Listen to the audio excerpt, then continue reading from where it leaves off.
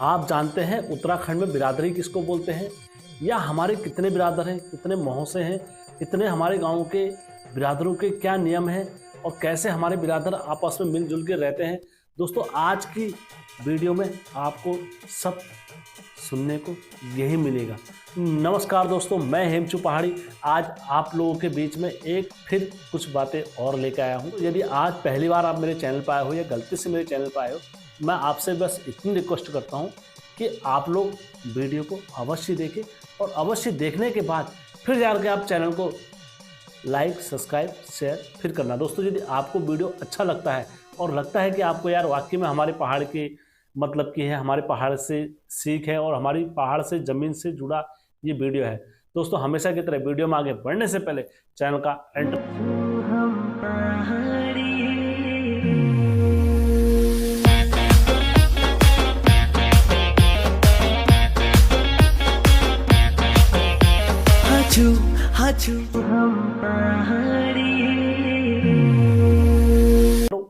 जय बिरकारा बजरंगी हर हर हर हर हर हर हर हर हर हर महादेव। आप सभी महादेव की कृपा और बजरंग बली का आशीर्वाद हमेशा बने रहने चाहिए। दोस्तों आज की सत्य बातों में आगे बढ़ने से पहले मैं आप सभी से विनती करूंगा, गुजारिश करूंगा कि यदि आप लोगों के पास भी कोई सत्य घटना या सत्य कहानी है तो आप लोग हमारे चैनल के साथ साझा कर सकते हैं। मेरी मेल आईडी शुरू में ही आप लोगों को दिखती है और सत्य कहानियाँ आप हमें भेज सकते हैं, चाहे इंस्टाग्राम पर या फेसबुक पर। आप जैसे ही आप फेसबुक पर और इंस्टाग्राम पर हेमचू पहाड़ी सर्च करोगे हमारा आईडी खुल जाती है, तो आप हमें उसके माध्यम से सत्य स्टोरी भेज सकते हैं। और हमारे कई साथी हमें भेज भी रहे हैं। मैं उन सभी साथियों का कोटि कोटि धन्यवाद दिल से कहना चाहूँगा कि वो लगातार हमें सच्ची स्टोरियाँ भेज रहे हैं। कहीं ना कहीं हेमचू पहाड़ी चैनल उनके लिए शुक्रगुजार है और कोटि कोटि धन्यवाद करता है। तो आज की वार्तालाप शुरू करते हैं। हमारे एक सब्सक्राइबर हैं जिनने हमसे विनम्र निवेदन करा कि हेम भाई, हम पहाड़ में रहते हैं और हमारे लिए बिरादरी और ये हमारे जो पहाड़ के रीति रिवाज हैं ये बहुत कम समझ में आते हैं।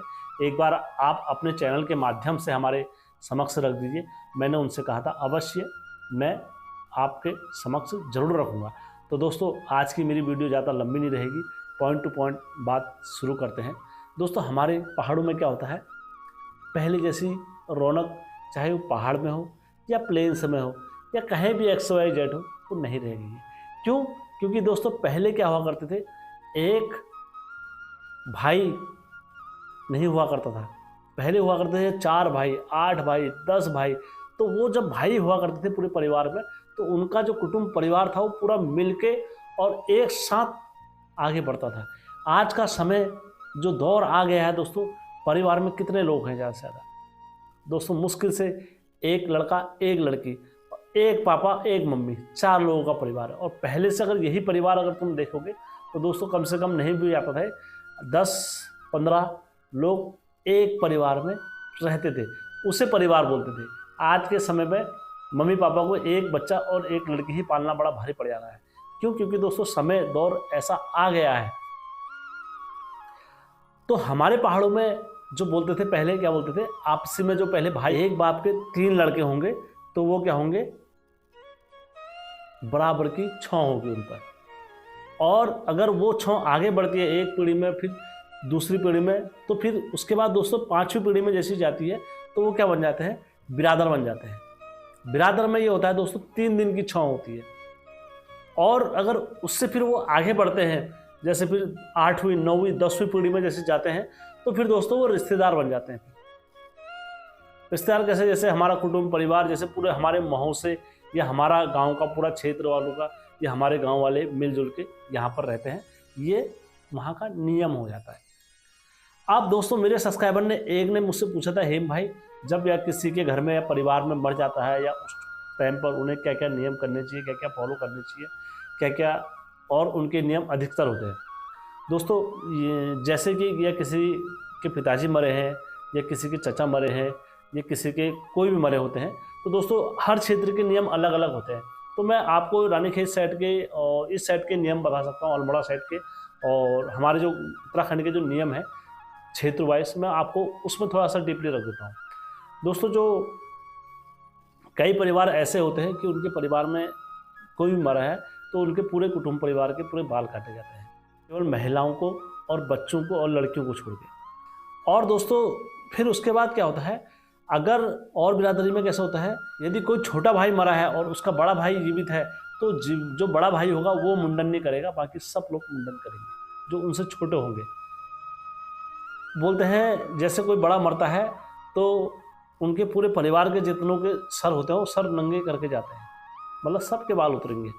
उसी प्रकार से अब उनको क्या क्या नियम क्या क्या पालन करने चाहिए, जो रानीखेत साइड में जैसे होता है जब घाट में से जैसे उनको तो आज हमारे पहाड़ों में देख रहे हो कि कई बुजुर्ग लोग वापस आ जा रहे हैं, कई 3 दिन की छाव मानते हैं, 4 दिन की छाव मानते हैं। दोस्तों जब जैसे कोई मरता है हमारे पहाड़ों में तो दोस्तों उनके लिए क्या होता है, पूरे परिवार में 9 दिन तक केवल एक ही दिया जलता है, और उस दिए को 9वीं रात में जब घाट छोड़ के आते हैं तो दोस्तों उसके बाद जो बोला जाता है वो दिया, हल्दी, तेल वगैरह सब उनको चढ़ाया जाता है जो मरे होते हैं। उसके बाद पूरे परिवार में फिर उनका हल्दी तेल वगैरह चलता है, उस टाइम तक वो सारे परिवार में वर्जित रहता है। उसके बाद जब 9वीं रात में जब उनको हल्दी वगैरह सब चढ़ा के आते हैं तब उसके बाद वो अपने घर में छौंका वगैरह धीरे धीरे जब पीपल पानी हो जाएगा तब आप उसके बाद चला सकते हैं।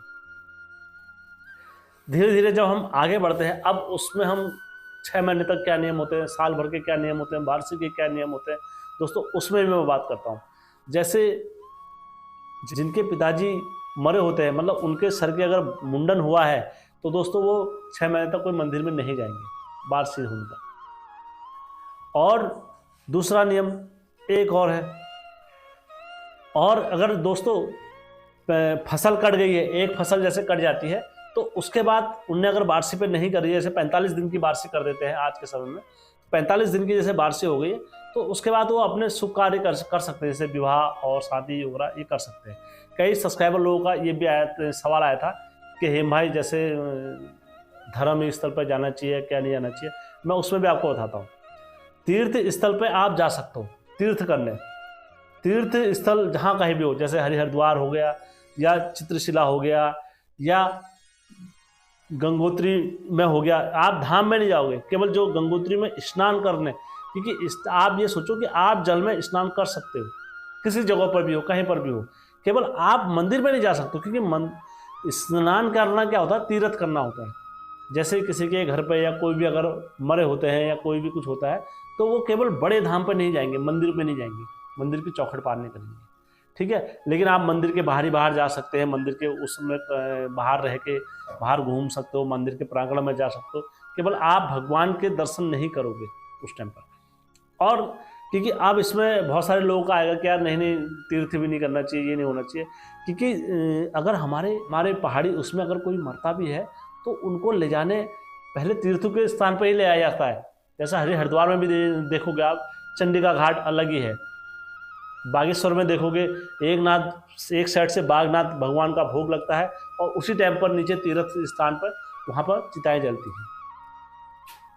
तो उसका अर्थ यह है कि आप तीर्थ स्थान पर जा सकते हो और तीर्थ स्थान पर स्नान कर सकते हो, क्योंकि स्नान ही आप स्नान करते हो, स्नान करके आप शुद्ध होते हो, ना कि आप पवित्र होते हो। कई साथी लोग बोलते हैं कि हमें तीर्थ नहीं कर, दोस्तों इसलिए आप किसी भी तीर्थ स्थान पर जाके स्नान वगैरह कर सकते हो, लेकिन आप किसी भगवान के चौखट पार नहीं करोगे, ये होता है। और आपने यदि मुंडन करा है तो आपके लिए ये नियम होते हैं, नियम बाध्य होते हैं।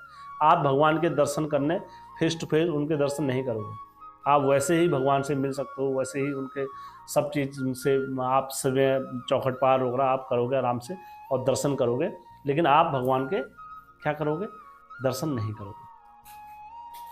तो दोस्तों आज की वीडियो में मैं आप लोगों के समक्ष इतना ही बताऊंगा, और यदि आज की वीडियो अच्छी लगी होगी तो अपनों के साथ और रिश्तेदारों के साथ शेयर करना मत भूलना।